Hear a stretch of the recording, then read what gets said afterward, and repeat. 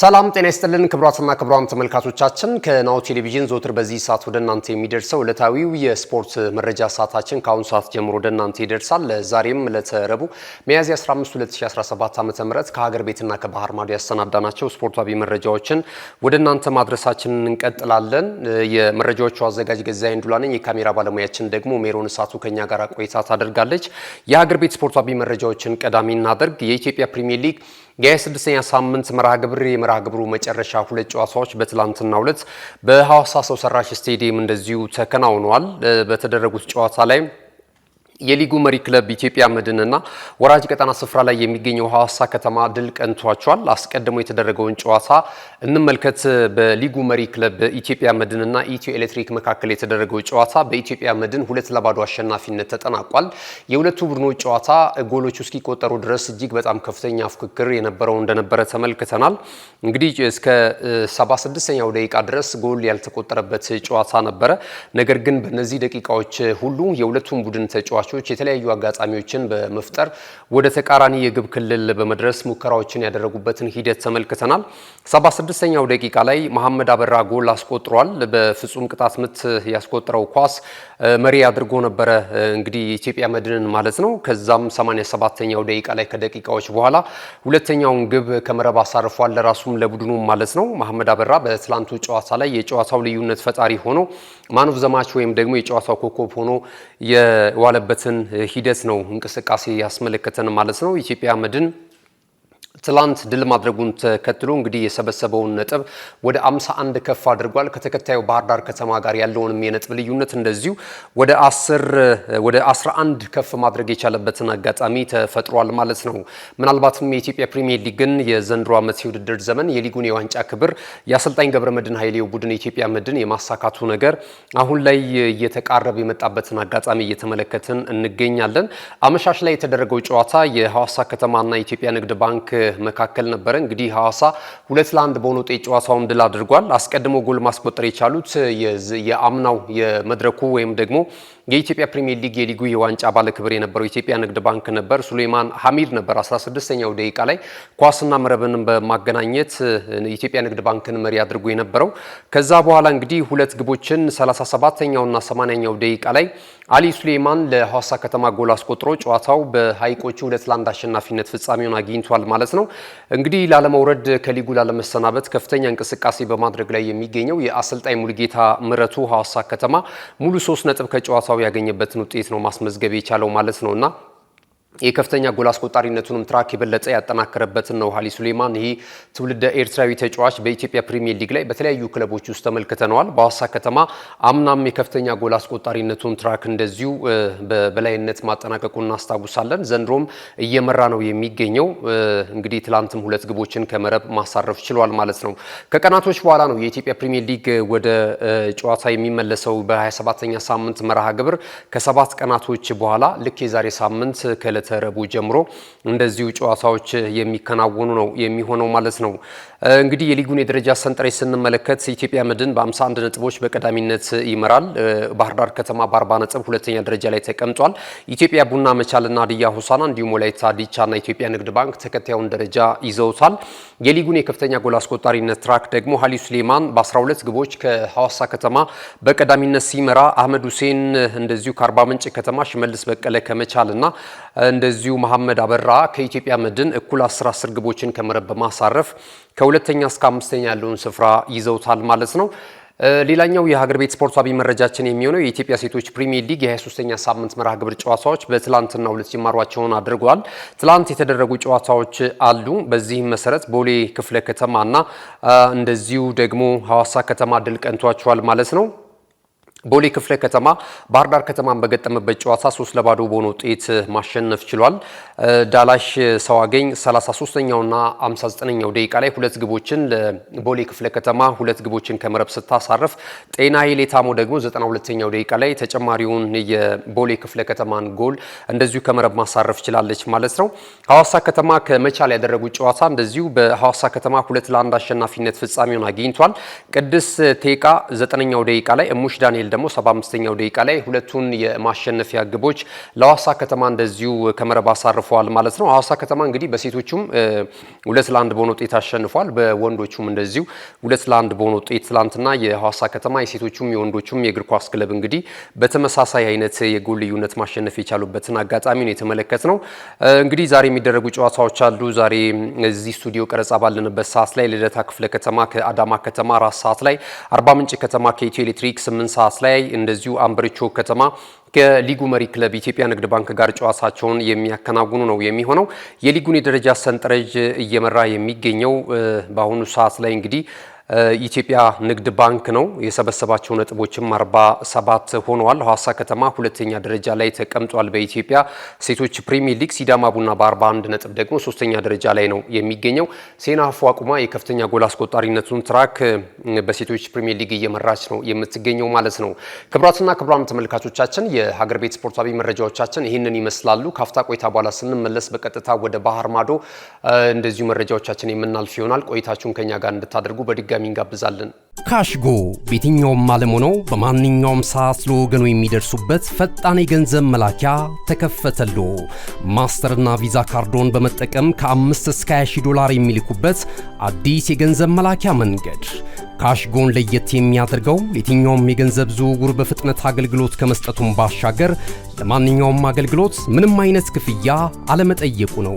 በሀገራችን ታሪክ ገንዘብን ከውጪ ወደ ሀገር ቤት በማስተላለፍ በመተግበሪያ መልክ አገልግሎት መስጠት የጀመረው የመጀመሪያው ሀገር በቀል የገንዘብ መላኪያ ዘዴ ካሽጎ ከ4500 በላይ ባሉ የባንክ ቅርንጫፎች አገልግሎት እየሰጠ ይገኛል። ገንዘቦን በሰኮንዶች ልዩነት ውስጥ ይፈልጉ በአካውንቶ ወይንም በእጆ ቆጥረው የሚወስዱበት ልዩ ዘዴ። በቅርቡ ሁሉንም ኢትዮጵያዊ ባለቤት ለማድረግ ጉዞ የጀመረው ካሽጎ ዛሬውኑ መተግበሪያውን በስልኮ ላይ በመጫን የአገልግሎቱ ተጠቃሚ ሆኑ። ፍጥነት መለያችን፣ ኢትዮጵያን መክፈቻችን፣ ካሽጎ ነው መላኪያችን። ካሽጎ የአዲሱ ትውልድ ብራንድ። ተመልሰናል። ክቡራትና ክቡራን ተመልካቾቻችን ቀደም ሲል የሀገር ቤት ስፖርታዊ መረጃዎች ወደ እናንተ ደረሱ። ከዚህ ሰዓት ጀምረን ደግሞ የባህር ማዶ መረጃዎችን ወደ እናንተ የምናደርሰው እንግሊዝ ፕሪሚየር ሊግን እስኪ ቀዳሚ እናድርግ። በተወዳጁ እንግሊዝ ፕሪሚየር ሊግ የ34ኛ ሳምንት መርሃ ግብር የመክፈቻ ጨዋታ ትላንትና ምሽት በኢታድ ስቴዲየም ተከናውኗል። የአሰልጣኝ ፔፕ ጋርዲዮላውን ክለብ ማንቸስተር ሲቲን ከአሰልጣኝ ዩናይ ኤምሬው ቡድን አስተን ቪላ ጋር ያገናኘው ጨዋታ በማንቸስተር ሲቲ 2-1 አሸናፊነት ተጠናቋል። ብዙ ሙከራዎች የተደረጉበት እንቅስቃሴ እንደነበረ ተመልክተናል። ትላንት ምሽት በነበረው ጨዋታ ላይ ሁለቱ ቡድኖች እንግዲህ በቀጣይ ዓመት በአውሮፓ ቻምፒየንስ ሊግ የውድድር መድረክ ላይ ለመሳተፍ ከፍተኛ ፍልሚያ ያደረጉበት ጨዋታ ነበር ማለት ይቻላል። ያው በቀጣይ የሚቀሩ መርሃ ግብሮች አሉ። ነገር ግን ከወዲሁ ደግሞ ጉዟቸውን አስተማማኝ ለማድረግና በዚህ በአውሮፓ ቻምፒየንስ ሊግ የውድድር መድረክ ላይ የተሳትፎ ስፍራን ይዞ ለማጠናቀቅ የሚደረግ የፍጻሜ አይነት አዘል ያለው ጨዋታ እንደነበረ እንግዲህ ከጨዋታው ማስቀድሞ አሰልጣኝ ፔፕ ጋርዲዮላ ሀሳባቸውን ሲገልጹ እንደነበረ የሚታወስ ነው። ትላንት በተግባርም ሜዳ ላይ የተመለከትነው የሁለቱ ቡድኖች ጨዋታ ይህንኑ የሚጠቁምና ይህንኑ የሚገልጽ አይነት እንቅስቃሴ ነው የተመለከትነው። አስቀድሞ 7ኛው ደቂቃ ላይ በርናንዶ ሲልቫ ፖርቹጋላዊ ኢንተርናሽናል ሲቲዝኖቹን ወይም ዜጎቹን ቀዳሚ ያደረገ ግብ እንደዚሁ ከመረብ ማሳረፍ ችሏል። ከዛ በኋላ ደግሞ 18ኛው ደቂቃ ላይ ማርከስ ራሽፎርድ እንግዲህ በውሰቱል ቀያይ ሰይጣናቱን ማንቸስተር ዩናይትድን ለቆ አስተን ቪላን በመቀላቀል ጨዋታውን እያደረገ የሚገኝ የፊት መስመር ተጫዋች እንደሆነ ይታወቃል። 18ኛው ደቂቃ ላይ በፍጹም ቅጣት ምት የተገኘውን ጎል ወደ አጋጣሚ ወደ ጎል ቀይሮ እንግዲህ ወደ አቻ ውጤት አስተን ቪላዎችን ማምጣት ችሎ ነበረ። ጨዋታው ተጠናቆ 94ኛው ደቂቃ ላይ የባከነ ደቂቃዎች ላይ በተጨመረ ደቂቃ ላይ እንግዲህ ማቲያስ ኑኔስ ለማንቸስተር ሲቲ ተጨማሪ ሁለተኛ ጎል አስቆጥሮ ጨዋታው 2-1 በሆነ ውጤት በማንቸስተር ሲቲ አሸናፊነት እንዲጠናቀቅ አስችሏል ማለት ነው። በጣም ወሳኙ ነጥብ ነው ማንቸስተር ሲቲ ማሳካት የቻለው። እንግዲህ ውጤቱንም ተከትሎ ሶስተኛ ደረጃን መቀበል የቻለበትን አጋጣሚ ነው የፈጠረለት ማለት ነው። እንግዲህ በቀጣይ 4 መርሃ ግብሮች ናቸው በእንግሊዝ ፕሪሚየር ሊግ የሚቀሩት ማለት ነውና በእነዚህ አይነት ሂደቶች ላይ የአሰልጣኝ ፔፕ ጋርዲዮላው ክለብ የበለጠ በቻምፒየንስ ሊግ ተሳትፎ እንግዲህ የሚያስችለውን ቦታ ያገኘበትን አጋጣሚ ተመልክተናል። እንግዲህ ውጤቶች ተለዋዋጭ ሊሆኑ ይችላሉ በቀጣይ በሚኖሩ መርሃ ግብሮች ላይም። አሁን ላይ ግን ያሉበት ሁኔታ በጣም በጥሩ ሁኔታ ነው ማለት ይቻላል። ትላንት እንግዲህ ውጤቱን ተከትሎ የደረጃ ሰንጠረዡን ስንመለከት ሊቨርፑል 79 ነጥቦችን ሰብስቦ በቀዳሚነት እየመራ ይገኛል። አርሰናል 66 ነጥብ አለው። ማንቸስተር ሲቲ 61 ነጥብ ይዞ እንግዲህ ሶስተኛ ደረጃ ላይ ነው የተቀመጠው ማለት ነው። ትላንት ሽንፈት ያጋጠመው ደግሞ እንደዚሁ አስተን ቪላ ሰባተኛ ደረጃ ላይ ይገኛል በ57 ነጥቦች። ቀጣይ እንግዲህ በሚደረጉ ጨዋታዎች ላይ ደግሞ የበለጠ ማን ወደ የአውሮፓ ተሳትፎን ያገኛል በተለይ በቻምፒየንስ ሊግ ውድድር መድረክ ላይ የሚለው ነገር ይጠበቃል። ዛሬም የእንግሊዝ ፕሪሚየር ሊግ የ34ኛ ሳምንት መርሃ ግብር ጨዋታ ቀጥሎ ይከናወናል። የሰሜን ለንደኑ ክለብ አርሰናል በሜዳው ኤምሬትስ ስቴዲየም የደቡብ ለንደኑን ክለብ ክሪስታል ፓላስን የሚያስተናግድበት ጨዋታ ምሽት 4 ሰዓት ላይ የሚደረግ ይሆናል። አርሰናል እንግዲህ 66 ነጥቦችን ይዞ ሁለተኛ ደረጃ ላይ ነው የሚገኘው። ምናልባት በዛሬው ጨዋታ ላይ አርሰናል ሽንፈት የሚያስተናግድ ከሆነ የመርሲሳይዱ ክለብ ሊቨርፑል የሊጉን የዋንጫ ክብር ማሳካቱን ገና ጨዋታ ሳያደርግ ማረጋገጥ የሚችልበት አጋጣሚ ሊፈጠር ይችላል። ይሄ እንዳይሆንባቸው እንግዲህ መድፈኞቹ ዛሬ ከፍተኛ እንቅስቃሴ በማድረግ የደቡብ ለንደኑን ክለብ ክሪስታል ፓላስን ለማሸነፍ ወደ ሜዳ እንደሚገቡ ነው ከወዲሁ በመግለጽ ላይ የሚገኙት የቡድኑ አባላቶች ማለት ነውና ዛሬ የሚደረገው ጨዋታ ይጠበቃል። አርሰናል የበለጠ የአውሮፓ ተሳትፎውን ደግሞ ለማረጋገጥና ከተከታዮቹ ክለቦች ጋር ያለውን የነጥብ ልዩነት አስጠብቆ ለመጓዝ ዛሬ እንግዲህ ከፍተኛ ፍልሚያ ያደርጋል ተብሎ ነው የሚጠበቀው ማለት ነው።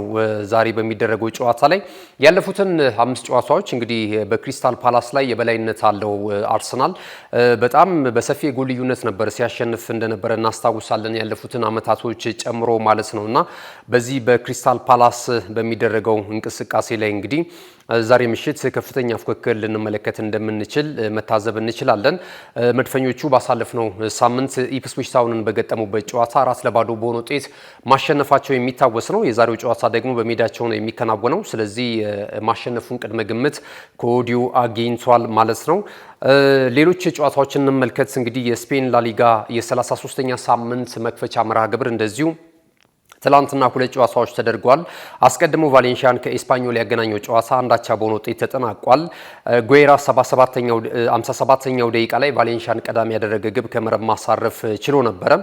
ኤስፓኞል እንደዚሁ የአቻነቱን ጎል ያገኘው 40ኛው ደቂቃ ላይ ፓውዶ በተሰኘው ተጫዋች ነው። ጨዋታው እንግዲህ ተጨማሪ ጎል ሳያስተናግድ አንዳቻ በሆነ ውጤት ተጠናቋል ማለት ነው። ምሽት ላይ የተደረገው ጨዋታ በባርሴሎናና በሪያል ማሎርካ መካከል የተደረገው ጨዋታ ባርሴሎና ጨዋታውን 1-0 በሆነ ውጤት ማሸነፍ ችሏል። ዳኒ ኦልሞ 46ኛው ደቂቃ ላይ ብቸኛውን የብሉግራናዎቹን የአሸናፊነት ግብ ከመረብ ማሳረፍ ችሏል ማለት ነው። ትላንት እንግዲህ ድል ማስመዝገብ የቻለው የአሰልጣኝ ሃንስ ፍሊኩ ቡድን ባርሴሎና ነጥቡን ወደ 76 ከፍ ያደረገበትና የሊጉን መሪነቱን የበለጠ ያጠናከረበትን ውጤት ነው ማስመዝገብ የቻለው ማለት ነው። ዛሬ የሚደረጉ እንደዚሁ የላሊጋው ጨዋታዎች ቀጥለው ይከናወናሉ። ሴልታ ቪጎ ከቪላሪያል ምሽት 2 ሰዓት ላይ፣ በዚሁ ሰዓት ደግሞ አትሌቲኮ ቢልባኦ ከላስ ፓልማስ ጨዋታቸውን ያደርጋሉ። ኤታፌ ሁለተኛ ደረጃ ላይ ከሚገኘው ሪያል ማድሪድ ጋር ጨዋታውን ያደርጋል። ይህ ጨዋታ ደግሞ ምሽት 4 ሰዓት ከ30 ሲል ጅማሮውን የሚያደርግ ነው የሚሆነው። ኦሳሶና ከቫሌንሲያ ኦሳሶና ከሴቪያ ምሽት 2 ሰዓት ላይ፣ ሌጋኔስ ከጂሮና በነገው ዕለት የሚደረጉ ጨዋታዎች ናቸው። አትሌቲኮ ማድሪድም ከራዮ ቫልካኖ ጋር ምሽት 4 ሰዓት ከ30 ላይ ጨዋታውን የሚያከናውን ነው የሚሆነው። የላሊጋውን የደረጃ ሰንጠረዥ ስንመለከት ባርሴሎና በ76 ነጥቦች በቀዳሚነት ይመራል። ሪያል ማድሪድ 69 ነጥብ ይዞ ሁለተኛ ደረጃ ላይ ተቀምጧል። አትሌቲኮ ማድሪድ፣ አትሌቲክ ቢልባኦ እና ቪላሪያል ተከታዩን ደረጃ ይዘውት እየተመለከትን እንገኛለን ማለት ነው። ወደ ሌላኛው መረጃችን ስናልፍ ደግሞ የኮፓ ኢታሊያ የሰሚ ፋይናል የሁለተኛ ዙር የመልስ ጨዋታዎች እንደዚሁ የሚከናወኑ ነው የሚሆነው። በተለይ ዛሬ ምሽት የሚደረገው ተጠባቂው ጨዋታ ሳንሴሮ ላይ ሁለቱን የሚላን ከተማ ተወካይ ክለቦች ኢንተር ሚላንን ከኤስ ሚላን ጋር የሚያገናኘው ጨዋታ ነው። አስቀድሞ እንግዲህ በዚህ በግማሽ ፍጻሜ የመጀመሪያ ዙር ጨዋታ ላይ ሁለቱ ቡድኖች ጨዋታቸውን በአንዳቻ ውጤት ማጠናቀቃቸው የሚታወስ ነው። የዛሬ ምሽቱንም ጨዋታ የበለጠ እንዲጠበቅ አድርጎታል። የትኛው ቡድን ወደ ፍጻሜው ያልፋል የሚለው ነገር ዛሬ ሳንሴሮ ላይ ምሽት 4 ሰዓት ላይ የሚለይ ነው የሚሆነው ማለት ነው። እንግዲህ በአጠቃላይ በዚህ በኮፓ ኢታሊያ የውድድር መድረክ ላይ ስንመለከት ዩቬንቱስ 15 ጊዜ የመድረኩን የዋንጫ ክብር በማሳካት ቀዳሚ ስፍራ ላይ ተቀምጧል። ሮማና ኢንተር ሚላን እንደዚሁ 99 ጊዜ የመድረኩን የዋንጫ ክብር ማሳካት ችሏል። ኤስ ሚላን ደግሞ 5 ጊዜ ነው የዋንጫውን ክብር ማሳካት የቻለው። በተለይ የዛሬ ተጋጣሚዎቹ ሁለቱን የሚላን ከተማ ክለቦች በዚህ የውድድር መድረክ ላይ ያላቸውን የዋንጫ ታሪክ ብንመለከት ኢንተር ሚላን የተሻለ ነው። እንግዲህ 9 ጊዜ በማንሳት ቀደም ሲል እንደጠቀስኩት ኤስ ሚላን ደግሞ 5 ጊዜ የዋንጫ ክብሩን እንደዚሁ ማሳካት ችሏል ማለት ነው እና ዛሬ የሚያደርጉት የግማሽ ፍጻሜ መልስ ጨዋታ ከፍተኛ ትኩረትን እንደዚሁ ከወዲሁ አግኝቷል ማለት ነው። ሁለቱም 50 ነጥብ 50 የማሸነፍ ፐርሰንት አላቸው።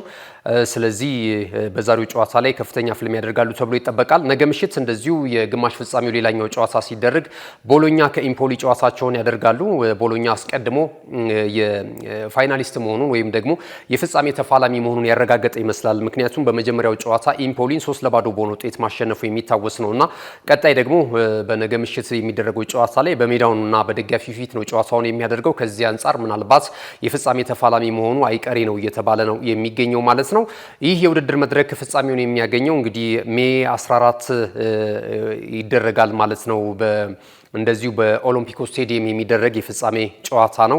የኮፓ ኢታሊያ የግማሽ ፍጻሜ ዛሬና ነገ ምሽት የሚደረግበት መረጃችን ይህንን ይመስላል ማለት ነው። ክቡራትና ክቡራን ተመልካቾቻችን ከሀገር ቤትና ከባህር ማዶ የተሰናዱ ስፖርታዊ መረጃዎቻችን ይህንን ይመስሉ ነበር። ስለተከታተላችሁ እናመሰግናለን። የመረጃዎቹ አዘጋጅ ገዛኸኝ ዱላ ነበርኩኝ።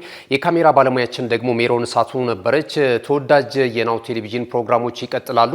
የናሁ ቴሌቪዥንን በቀጥታ ስርጭት ለማግኘት 481 ላይ በዴስ ቲቪ እንደዚሁ ማግኘት ትችላላችሁ።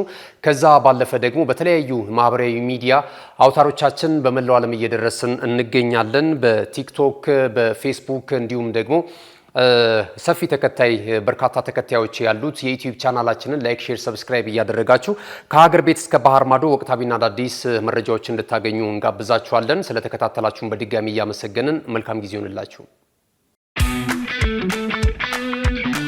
እነሆ የምስራች! የ10 አየር መንገድ የበረራ ትኬት ለውድ ደንበኞቹ በተቀላጠፈና አስተማማኝ በሆነ መንገድ እያቀረበ ያለው። በዚህም በደንበኞቹ የተመሰገነው ጉዞጎ አሁን ደግሞ ተደራሽነቱን በማስፋት ተጨማሪ ባንኮችን በማካተት ለውድ ደንበኞቹ የበለጠ አስተማማኝ ለመሆን ችሏል። የጉዞጎን አፕሊኬሽን ከአፕ ስቶር ወይም ከፕላይ ስቶር በማውረድ የመነሻና የመድረሻ ከተማዎትን መርጠው ዋጋ አወዳድረው የሀገር ውስጥም ሆነ ዓለም አቀፍ በረራ ማድረግ ካሰቡ የበረራ ትኬቶን ክፍያ በአቅራቢያው በሚገኙ ባንኮች አንድም በአካል በመሄድ ወይም በኦንላይን የክፍያ አማራጮች ክፍያዎትን በመፈጸም የበረራ ትኬቶን በእጅ ያስገቡ።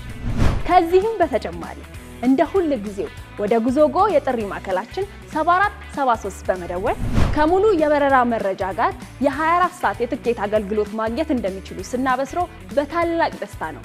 ለበረራዎ ጉዞጎ!